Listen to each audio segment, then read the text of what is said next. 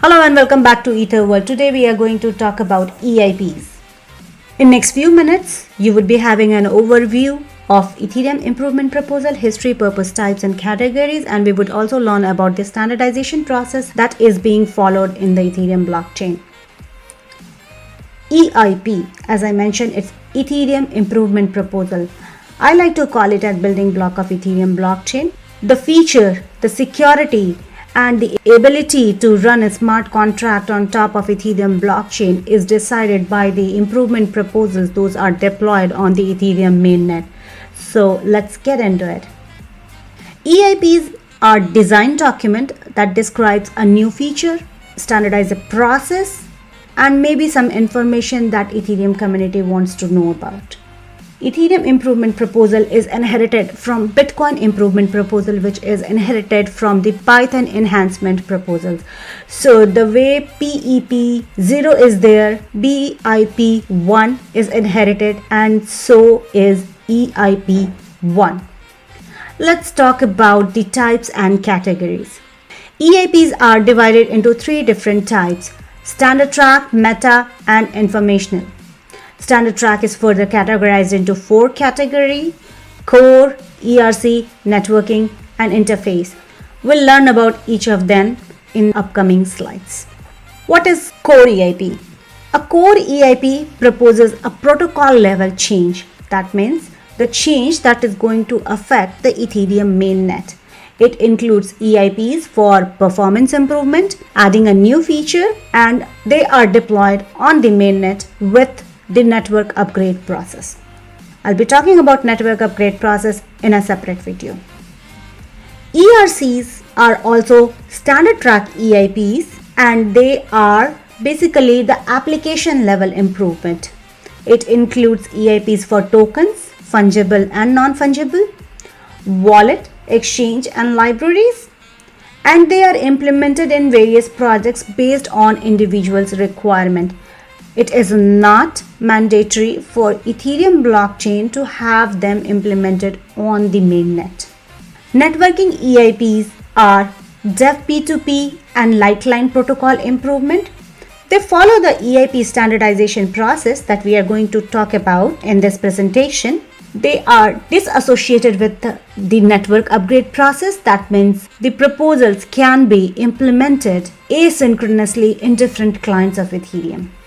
Interface level proposals or interface EIPs are proposed for clients' API RPC specification. EIP standardization is needed to increase clients' interoperability. Interface level EIP may not be following the usual standardization process in near future. There are discussions going on where devs are discussing it to be managed separately. EIP 2159 Common Prometheus Metrics Names for Client is a beacon chain layer EIP which is in the final status in this interface category. Let's talk a little bit about the other two types. A meta EIP proposes a mandatory process to be followed. EIP 1 is a meta EIP. EIP 1 is basically the guideline that is provided to any new community member who wants to follow the process of EIP or who wants to document a proposal for the Ethereum blockchain. Earlier, meta EIP included the hard fork that were deployed on the mainnet, Ethereum mainnet, but now we have upgrade.md file available in execution specs, and we do not have any more meta EIP for an upgrade. Informational EIP is information that is provided maybe related to Ethereum design or general guideline, but it's an information, not a mandate. So people are free to ignore or to implement.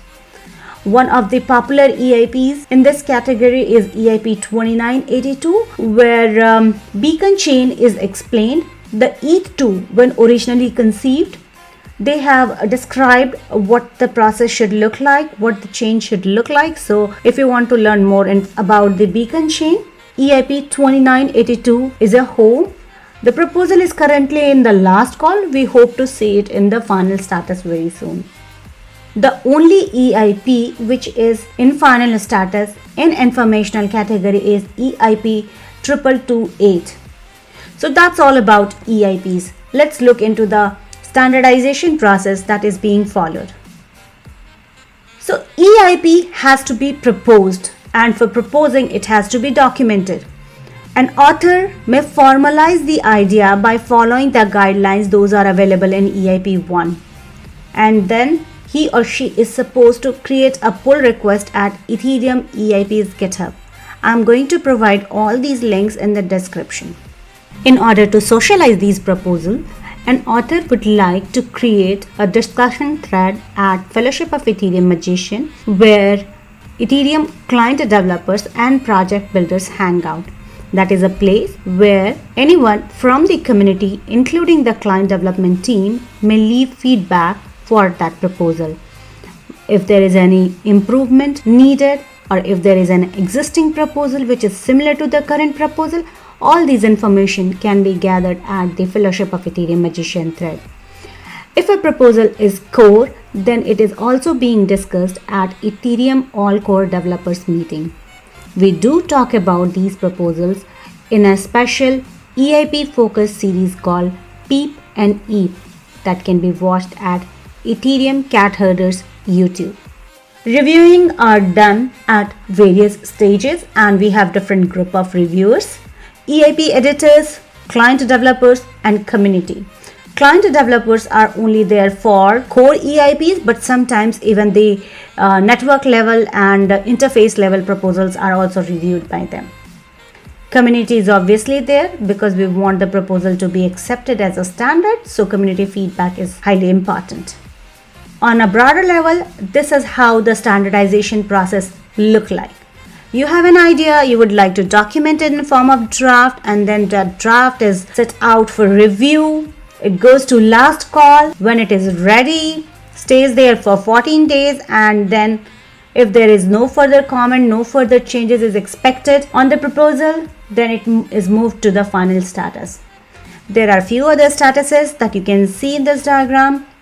EIP 1 is the only living proposal, which means that it is never going to attain the status of final. It is always going to be reviewed, it is always going to be updated.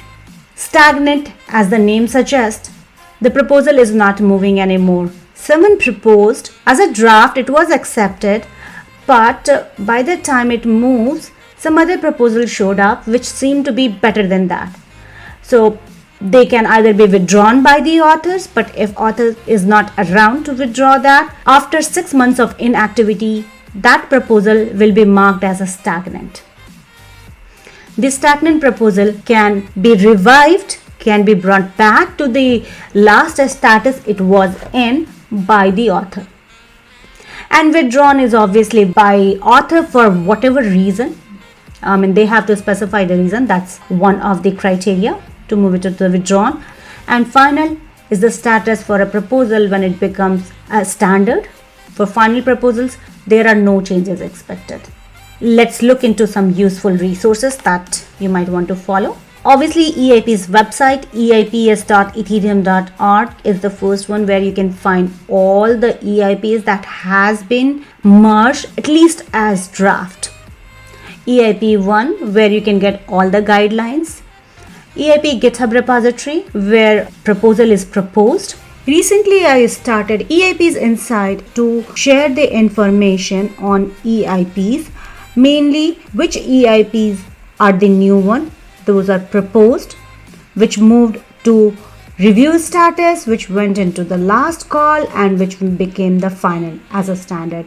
This report also includes information around changes related to EIP 1 and other important changes related to EIPs and EIP processes. And that's all about it. Thank you for watching.